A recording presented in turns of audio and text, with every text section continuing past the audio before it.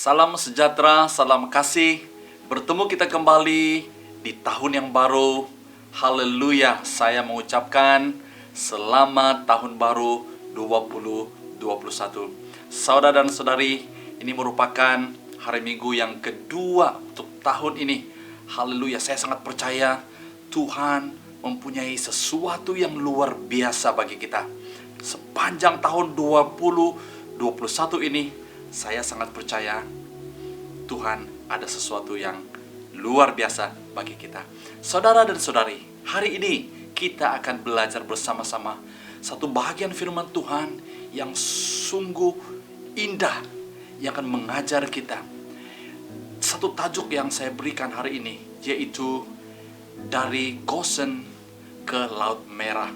Yang saya ambil cerita ini daripada Keluaran 14 sampai pasal yang ke-15. Kita akan belajar bersama-sama firman Tuhan ini. Sebelum itu, saudara dan saudari, mari kita tunduk kepala, kita berdoa, izinkan Roh Kudus berbicara kepada kita melewat firman Tuhan hari ini. Mari kita tunduk kepala, kita berdoa. Bapa, kami bersyukur karena hari ini adalah hari yang telah Tuhan jadikan, di mana kami bersuka cita, kami memuji Tuhan karena kami telah melangkah ke tahun yang baru dengan satu semangat yang baru, dengan satu inspirasi yang baru, dengan satu iltizam yang baru. Kami berdoa karena kami tahu Engkau telah berjanji, Engkau tidak pernah membiarkan kami sendiri. Bahkan Engkau akan menyertai kami seumur hidup kami, bahkan sepanjang tahun ini. Kami akan mengalami mukjizat Tuhan yang luar biasa. Bahkan melalui firman Tuhan hari ini, berbicaralah, kami siap mendengar. Dalam nama Tuhan Yesus, amin. Saudara dan saudara yang saya kasih dalam nama Tuhan Yesus Kristus, big idea ataupun ide besar yang saya ingin kongsikan hari ini adalah yang menyatakan bahwa kehidupan kita ini adalah satu perjalanan, yaitu perjalanan dari satu titik, dari satu poin ataupun dari satu tempat ke tempat yang lain. Ianya juga seperti kita sedang beralih dari tahun ke tahun. Dari tahun 2020 kita sedang masuk dalam tahun 2021. Nah, di sini kita akan belajar daripada pengalaman umat Israel berjalan dari Goshen ke Laut Merah. Dan ini akan menjadikan pengajaran yang sangat penting di dalam kehidupan kita hari ini. Saudara dan saudari yang saya kasih, mari kita lihat bagian firman Tuhan ini. Kita lihat Goshen ini di mana? Ya, Goshen ini kalau Anda melihat di dalam peta yang di atas, Anda melihat bahwa Goshen ini berada di Mesir.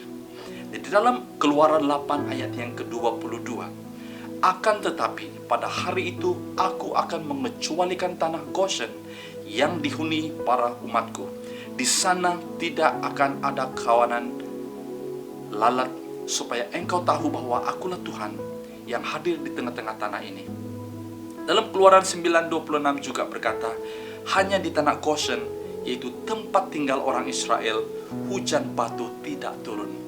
Nah, Goshen ini adalah satu daerah di mana tempat orang Israel huni semasa mereka berada di Mesir, di bawah pemerintahan Raja Firaun. Nah, kita melihat bahwa kehidupan orang Israel di Mesir, mereka diperhambakan, mereka dianiaya, ya, sehingga kita tahu cerita bagaimana Musa, ya, membawa umat Israel keluar dari Mesir. Dan di Mesir ini adalah Goshen, adalah satu tempat di mana orang Israel sedang menatap. Nah, itu sebabnya hari ini saudara saya memberi tajuk kepada perkongsian saya hari ini, yaitu dari Goshen ke Laut Merah. Nah, kita melihat dari peta ini juga, ya, apabila orang Israel keluar dari Goshen, ya, ini dicatatkan di dalam Keluaran 12 ayat yang ke-37 dan ayat yang ke-51. Setelah itu berangkatlah orang Israel dari Ramses menuju Sukot. Jumlah mereka 600.000 orang lelaki, tidak termasuk perempuan dan kanak-kanak. Tepat pada hari itu Tuhan membawa segala rombongan orang Israel keluar dari tanah Mesir. Nah, kita melihat ada satu transisi, ya. Orang Israel keluar melalui Ramses, mereka tiba di Sukot, dan kita tahu bahwa ada suatu hal yang terjadi pada waktu itu, di mana mereka mengadakan Paskah untuk kali yang pertama. Sehingga hari ini Paskah diingatkan, itu bagaimana Tuhan telah membebaskan orang Israel daripada perhambaan. Seperti Tuhan Yesus yang telah datang ke dalam dunia ini, yang telah membebaskan seluruh umat manusia yang percaya kepadanya daripada perhambaan. Ini sedikit sebanyak kita melihat sejarah, ya, bagaimana orang Israel keluar dari tanah Mesir. Nah, kita lanjutkan dengan ayat dalam Keluaran 13 ayat yang ke-17. Setelah Fir'aun mengizinkan bangsa itu pergi, Allah tidak memimpin mereka melalui jalan ke negeri orang Filistin, meskipun jalan terdekat, karena Allah berfirman, jangan bangsa ini menyesal apabila mereka menghadapi peperangan lalu kembali ke Mesir. Jadi Allah membawa bangsa itu berputar melalui jalan di gurun yang menuju ke Laut Merah. Orang Israel keluar dari tanah Mesir dengan bersenjata lengkap. Nah, kita melihat juga di dalam peta di atas bahwa inilah perjalanan orang Israel. Kalau kita melihat peta ini, daripada Sukot, daripada Gosen, daripada Mesir, kalau mereka melalui jalan jalan Filistin, mereka cepat sampai di sana. Tetapi Tuhan mengizinkan mereka melalui satu jalan yang begitu mencabar di padang gurun dan sedang menuju ke Laut Merah. Nah, kita akan belajar sangat luar biasa kenapa Tuhan mengizinkan, bahkan membawa umat Israel melalui tanah gurun, padang gurun, dan menuju ke Laut Merah. Dan disinilah kita akan belajar firman Tuhan ini. Nah, apa yang terjadi, saudara? Dalam perjalanan itu, mereka sudah tiba di Laut Merah. Setelah mereka tiba di Laut Merah, mereka sudah stuck. Mereka tidak tahu apa yang mereka harus buat, karena terdapat beberapa halangan. Nah, kita akan belajar satu persatu halangan ini. Dan ini juga, saudara, halangan-halangan ini menggambarkan kehidupan kita hari ini. Mungkin pada tahun 2020, saudara, kita sudah lewati, kita sudah lalui. Nah, sekarang kita sudah masuk tahun 2021. Mungkin kita berkata, yes, tahun yang baru, harapan yang baru. Yes, itu betul, saudara. Tetapi perjalanan kita belum selesai. Kita mungkin sudah sampai ke Laut Merah, ya, belum lagi tanah perjanjian. Nah, setelah mereka sampai di Laut Merah, saudara, ada beberapa cabaran ataupun halangan. Halangan yang pertama adalah Laut Merah sendiri. Mereka tidak dapat menyeberang Laut Merah, karena Laut Merah itu adalah laut yang luas. Kita akan melihat di dalam Keluaran 14 ayat 1 sampai ayat yang kedua. Tuhan berfirman kepada Musa, suruhlah orang Israel berpatah balik dan berkemah di hadapan Pi Hahiron di antara Migdol dengan laut. Mereka harus berkemah di tepi laut di hadapan Baal Zephon. Itulah perintah Tuhan kepada Musa supaya mereka berkemah di pantai berdekatan dengan Laut Merah. Nah, saudara, apa yang interestingly tentang Laut Merah ini? Laut Merah merupakan satu halangan yang besar bagi orang Israel. Mereka stuck, mereka tidak tahu mau pergi mana lagi. Nah, di sini kita mau melihat sedikit tentang Laut Merah. Kenapa Laut Merah? Laut Merah dikatakan adalah salah satu laut yang paling masin di dunia. Laut ini dikirakan luasnya dalam 19 km untuk diseberang. 19 km itu sangat jauh, saudara. Ya. Dan pantainya kira-kira 7 km, panjangnya 3 km. Wow. Ini satu pantai yang sangat luas. Dan ada satu lagi tentang Laut Merah ini. Bahkan Laut Merah ini dinamakan sebenarnya ada satu ancaman, yaitu daripada sea sodas. ya, yaitu seperti bakteria. Sisodas adalah satu organisme kecil yang dikenali sebagai bakteria yang mengandungi toksin. Sisodas ini membahayakan manusia dan hewan. Dan Anda boleh melihat di sini, saudara, bahwa Laut Merah merupakan satu ancaman yang besar kepada umat Israel. Laut yang begitu luas, tidak boleh direnangi, tidak boleh karena luas, begitu luas. Ya. Itu adalah cabaran yang pertama bagi orang Israel. Nah, cabaran yang kedua adalah tentara Firaun. Mereka tidak boleh balik karena tentara Firaun sedang mengejar mereka. Di depan mereka ada Laut Merah yang begitu luas. Ada ancaman daripada Sisodas juga. Ya. Dan di sini tentara Firaun sedang mengejar mereka. Kita lihat dalam Keluaran 14 ayat yang ke-8 sampai ke-9. Tuhan mengeraskan hati Firaun, raja Mesir, sehingga dia mengejar orang Israel. Sementara itu orang Israel bergerak dengan semangat yang tinggi.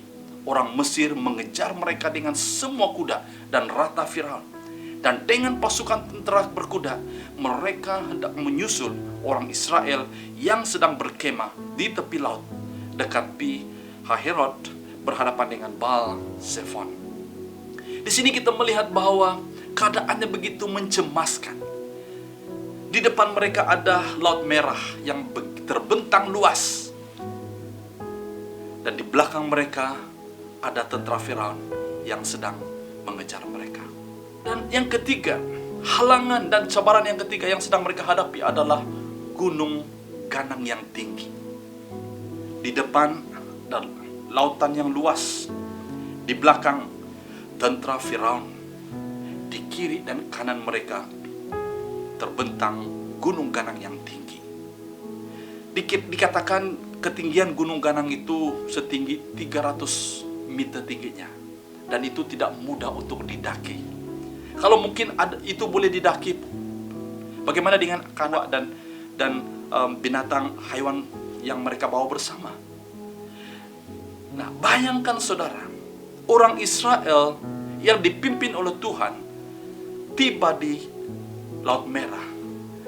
Mereka tidak ada tempat untuk pergi lagi. They have no way to go.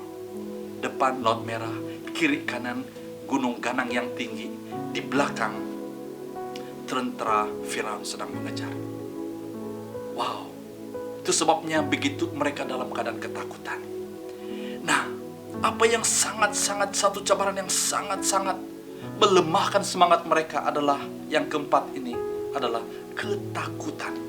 Dalam Keluaran 14:10 berkata, ketika Firaun sudah dekat dan orang Israel melayangkan pandang mereka, kelihatanlah bahwa warga Mesir bergerak menyusul mereka. Maka orang Israel menjadi sangat ketakutan. Lalu mereka berseru kepada Tuhan. Satu halangan yang begitu besar adalah ketakutan. Adalah ketakutan dalam diri mereka sendiri. Nah, inilah yang terjadi kepada orang Israel. Dalam ayat yang ke-11 dan 12. Kata mereka kepada Musa, apakah karena tidak ada kuburan di Mesir, maka engkau membawa kami pergi untuk mati di gurun ini? Apakah yang kau lakukan ini terhadap kami dengan membawa kami keluar dari Mesir? Bukankah di Mesir telah kami katakan kepadamu, jangan ganggu kami, biarlah kami menghambakan diri kepada warga Mesir. Lebih baik kami menjadi hamba kepada orang Mesir daripada mati di gurun ini. Mereka menyesal. Mereka lebih rela mati, bahkan menjadi hamba di Mesir, karena ketakutan mereka. Karena mereka tidak tahu apa yang harus mereka lakukan. Saudara dan saudari, masalah ketakutan ini juga menjadi masalah kita hari ini. Gunung ganang ini juga menjadi masalah cabaran bagi kita hari ini. Kita melihat di depan kita, kita melihat masalah kita seperti gunung ganang yang tinggi. Kita melihat masalah kita seperti kita melihat lautan yang begitu luas di depan. seperti kita tidak dapat menjangkaunya. Kita melihat di belakang kita ada satu cabaran yang luar biasa, seperti tentara Firaun yang begitu kuat dan gagah sedang mengajar. Bahkan kita merasakan bahwa nyawa kita sedang terancam. Hari ini saudara, kita tidak lagi, pandemi COVID-19 tidak lagi menjadi asing bagi kita. Ya, masalah ini semakin mengerikan kita. Apatah lagi dengan ingin memperkenalkan vaksin. Kita tidak pasti sama ada vaksin ini benar-benar selamat ataupun tidak. Kita tidak pasti. Tapi apa yang kita lihat setiap hari saudara, COVID-19 semakin mengganas. Jadi satu cabaran kita hadapi adalah ketakutan. Kita mungkin berada di dalam keadaan orang Israel yang sedang ketakutan karena mereka tidak tahu di mana mereka harus lari. Kita lihat selanjutnya. Maka Musa di dalam ayat yang ke-13, Keluaran 14. Lalu kata Musa kepada bangsa itu, jangan takut, tetaplah berdiri dan lihatlah penyelamatan daripada Tuhan yang akan diberikannya kepadamu pada hari ini. Karena selepas ini, warga Mesir yang kamu lihat, kini tidak akan kamu lihat lagi buat selama-lamanya. Haleluya saudara. Umat Israel perlu mendengar kata-kata Musa ini. Musa dipakai oleh Tuhan untuk membawa umat Israel keluar dari perhambaan dan memimpin mereka sampai ke Laut Merah, dan mereka stuck di sana. Saudara, adakah Anda sudah stuck? Awal-awal lagi di tahun 2021 ini, Anda sudah stuck. Anda sudah tidak tahu apa yang harus Anda buat. Maju di depan tidak boleh, kiri kanan pun tidak boleh, mundur ke belakang tidak boleh, stuck. Tapi dengar baik-baik saudara, Anda perlu mendengar firman Tuhan ini. Anda perlu mendengar kata-kata Musa ini. Jadikan kata-kata Musa ini hari ini menjadi kata-kata untuk diri kita. Personalize kata-kata Musa ini dalam hidup kita hari ini saudara.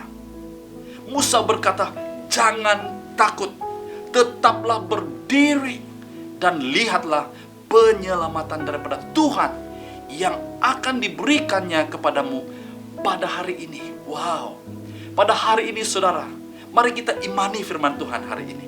Mari kita imani kata Musa ini, bahwa Tuhan akan menyelamatkan kita. Bukan besok, bukan lusa, tetapi hari ini. Jadikan ini milikmu saudara. Tangkap firman Tuhan ini. Jadikan ini rema. Jadikan ini kekuatan bagi kehidupanmu hari ini. Jangan izinkan ketakutan menguasai hidup dan hatimu hari ini. Karena ketakutanlah yang akan membawa engkau hancur saudara. Karena ketakutan inilah umat Israel sanggup menjadi hamba di Mesir. Karena ketakutan inilah yang membuat orang Israel sanggup mati di Mesir dalam perhambaan. Saudara dan saudari yang saya kasih, mari kita bangkit. Mari kita terima firman Tuhan ini seperti kata Musa. Jangan takut, tetapkanlah dirimu dan lihatlah penyelamatan daripada Tuhan yang akan diberikannya kepadamu hari ini juga. Haleluya saudara. Persoalannya sekarang, bagaimana saya dan Anda mengatasi ketakutan? Karena saudara, saya ingin tekankan sedikit tentang how to manage our fear, how to overcome our fear. Bagaimana kita dapat mengatasi ketakutan ini? Karena saudara, cara kita mengatasi perasaan takut ini yang akan menentukan sama ada kita maju mundur. Barang siapa ataupun sesiapa yang dapat mengatasi ketakutan dengan baik, saya sangat percaya saudara, orang inilah yang akan dapat maju dan terus berhasil di dalam kehidupannya. Karena firman Tuhan berkata, Dia tidak pernah memberikan kita roh ketakutan, tapi Dia memberikan kita kuasa. Dia memberikan kita kasih. Dia memberikan kita ketertiban. Haleluya. Nah, saya mencadangkan ada beberapa cara kita untuk kita mengatasi ketakutan. Pertama, saudara, apapun masalahmu, fahami masalahmu. Understand your problem. Jangan kita deny our problem. Face it. Hadapi masalahmu. Akui masalahmu. Jangan kita deny problem kita. Elakkan daripada penyangkalan diri. Avoid self-denial. Avoid justification of your problem. Kita elakkan untuk membenarkan diri kita.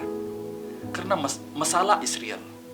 Kalau kita menyangkal ataupun kita deny problem kita, ya, padahal problem kita real, dan kita tidak akan dapat mencapai jalan dan solusi kepada masalah kita. Pertama, saudara, bagaimana kita mengatasi masalah?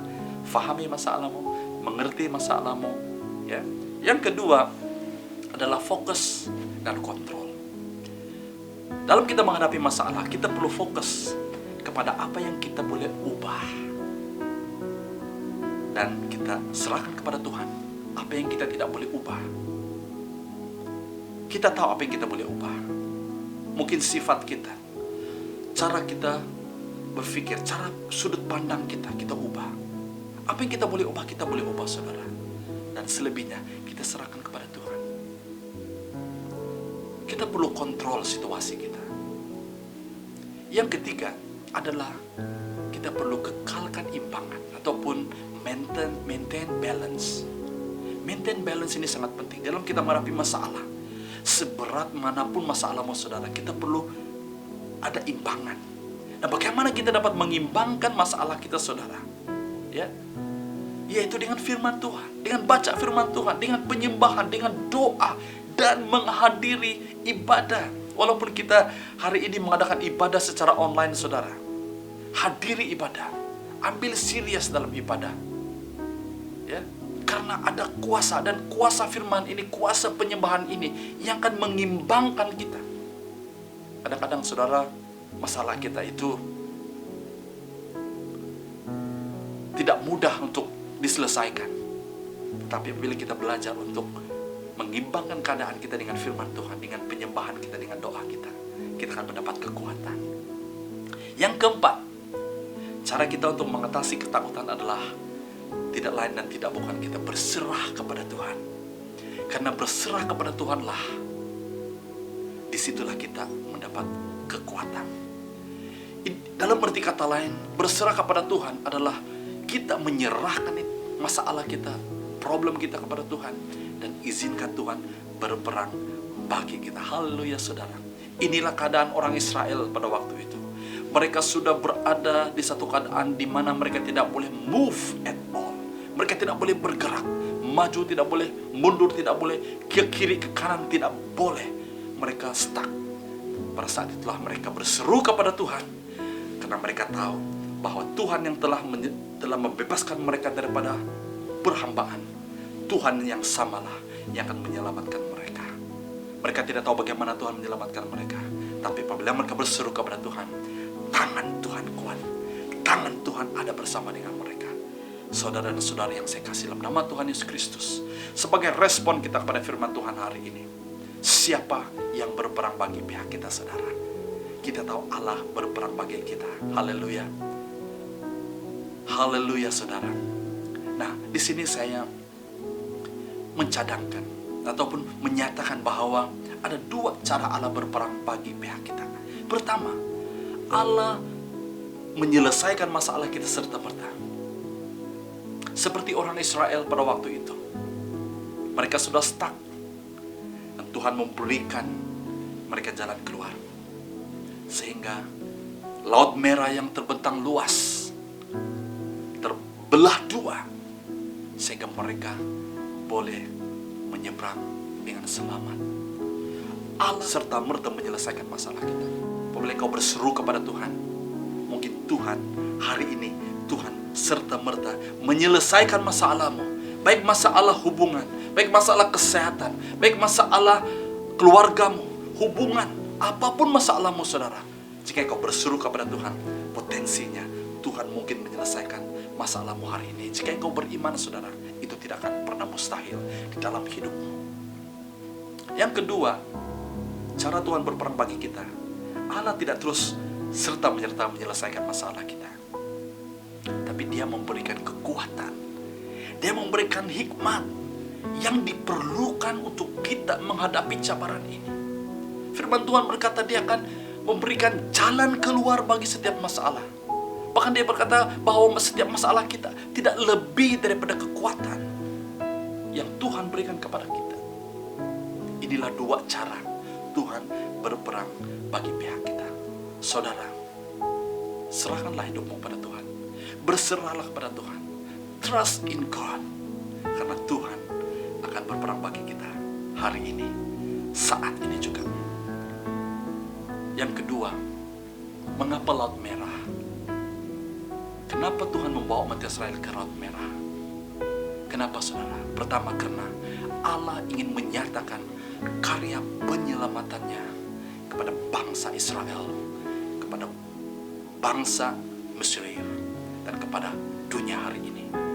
Bahwa hanya satu-satunya penyelamat kita adalah Allah Yahweh. Bukan Musa, bukan tongkat Musa lah yang membelah Laut Merah, tapi oleh karena karya tangan Allah yang besar yang menyelamatkan dia.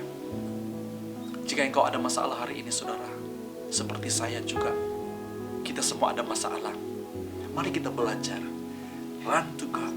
Mari kita belajar untuk datang kepada Tuhan, lari kepada Tuhan, karena karya penyelamatan Allah itu besar saudara. Saya tidak tahu bagaimana Allah menyelesaikan masalahmu, bagaimana Allah menyelamatkan engkau daripada keadaanmu hari ini. Tapi mari kita sama-sama tanya kepada Tuhan. Yang kedua, kenapa Laut Merah? Karena Allah membuka jalan saat tiada jalan. Waktu kita sudah tidak ada jalan dan kita tidak tahu apa yang harus kita buat, Laut Merah yang terbentang luas, yang difikirkan mustahil untuk kita selesaikan. Masalahmu yang engkau gumuli selama ini bertahun-tahun, engkau sudah struggle dengan masalah ini. Mungkin engkau katakan, no way for me to solve this problem. Tapi saudara ingat, apabila engkau belajar untuk berserah kepada Tuhan, apabila engkau belajar untuk datang kepada Tuhan, disitulah engkau akan melihat Tuhan akan membuka jalan bila saat tiada jalan. Saudara dan saudara yang saya kasih, firman Tuhan hari ini sederhana untuk kita. Di tahun yang baru ini, di tahun 2021 ini, kita sudah melewati tahun 2020 yang penuh dengan cabaran. Mungkin cabaran di tahun 2021 ini mungkin lagi lebih dahsyat. Saya tidak tahu. Tapi saudara, apa yang kita perlu tahu, bahwa tangan Tuhan ada bersama dengan kita. Amin. Apa yang kita perlu tahu, bahwa Tuhan tidak pernah meninggalkan kita. Apa yang kita perlu tahu hari ini saudara, bahwa kuasa Tuhan itu cukup bagi kita untuk membelah Laut Merah, untuk membelah masalah kita dan menyelamatkan kita daripada keadaan kita. Saudara, mari kita belajar untuk datang kepada Tuhan. Saya juga saudara ingin mengambil kesempatan ini untuk mengundang saudara dan saudari yang ada di rumah ataupun yang sedang mendengar firman Tuhan hari ini. Anda mungkin belum sungguh-sungguh menerima Yesus Kristus sebagai Tuhan dan Juru Selamat. Saya mengundang Anda untuk hari ini. Anda boleh tekan emoji angkat tangan. Dimanapun Anda berada, saya berdoa. Sewaktu Anda mengangkat tangan dengan iman, dan saya berdoa dengan iman, saat ini Tuhan masuk dalam hidupmu. Tuhan Yesus akan menjadi Tuhan. Yesus Kristus akan menjadi penyelamatmu. Hari ini juga terjadi keselamatan bagimu dan keluargamu. Jika inilah merupakan kerinduan hatimu saudara, angkat tanganmu dimanapun engkau berada, dan saya ingin berdoa untuk Anda. Dan Anda boleh berdoa ikut saya. Tuhan Yesus, saya bersyukur hari ini karena mendengar firman-Mu. Engkau Yesus telah mati di kayu salib untuk menebus dosa saya. Saya percaya kepada Yesus Kristus yang telah mati bagi saya. Hari ini saya membuat keputusan untuk menerima Yesus Kristus sebagai penyelamat dan Tuhan dalam hidup saya secara pribadi. Terima kasih Yesus. Dalam nama Yesus. Amin. Saudara dan saudari yang saya kasih, mari kita belajar untuk berserah kepada Tuhan. Ya, apapun situasimu hari ini, saya tidak tahu, tapi Tuhan tahu. Boleh kau datang kepada Tuhan yang tahu, yang maha tahu. Dia pasti tahu jalan untuk menyelesaikan masalah. Maukah Anda supaya masalahmu pada tahun 2021 ini selesai? Maukah Anda supaya masalahmu yang bertahun-tahun diselesaikan hari ini seperti kata Musa kepada umat Israel? Penyelamatan Tuhan akan terjadi pada hari ini juga. Jika itu merupakan kerinduan hatimu, engkau boleh angkat tangan juga dimanapun engkau berada. Dengan iman kita berdoa bersama-sama. Saya akan memimpin di dalam doa ini. Mari kita berdoa dalam nama Tuhan Yesus. Hamba berdoa bagi setiap anak-anak Tuhan yang meresponi firman Tuhan hari ini, baik yang mengangkat tangan, baik yang tidak, bahkan di dalam hati mereka rindu supaya terjadi breakthrough, supaya terjadi penerobosan, supaya terjadi kelepasan, pembebasan, kemenangan dan penyelamatan terjadi dalam hidup mereka hari ini. Hamba berdoa dalam nama Tuhan Yesus, Engkau jamah mereka, Roh Kudus, Engkau jamah mereka saat ini. Berikan mereka kemenangan, berikan mereka kelegaan. Buka jalan bagi mereka di saat tidak ada jalan. Di dalam nama Tuhan Yesus, biarlah mereka melihat karya penyelamatan Allah nyata dalam hidup mereka. Hari ini juga terjadi mukjizat yang luar biasa di dalam kehidupan mereka. Angkat beban mereka, lepaskan mereka dari segala belenggu, lepaskan mereka dari segala beban. Hamba berdoa dan mengistiharkan kemenangan terjadi saat ini di dalam nama Tuhan Yesus. Haleluya, haleluya, haleluya. Amin, haleluya. Saudara dan saudari yang saya kasih, kita sudah sampai kepada penghujung ibadah kita hari ini. Saya sangat percaya saudara, Anda diberkati Tuhan dengan ibadah kita hari ini, dengan firman Tuhan. Jadikan firman Tuhan ini kekuatan kita untuk kita maju di dalam tahun 2021 ini. Mari kita angkat tangan dan terimalah doa berkat. Tuhan memberkati engkau dan melindungi engkau. Tuhan menyinari engkau dengan wajah-Nya dan memberikan engkau kasih kurnia. Tuhan menghadapkan wajah-Nya kepadamu dan memberikan engkau damai sejahtera. Di dalam dan di atas nama Tuhan Yesus Kristus, kami berdoa dan mengucap syukur. Haleluya. Mari setiap umat Tuhan yang percaya dan diberkati Tuhan, mari kita sama-sama katakan amin, amin, amin. Haleluya. Tuhan Yesus memberkati. Jangan lupa untuk ikut ibadah pada minggu hadapan pada masa yang sama. Tuhan Yesus memberkati.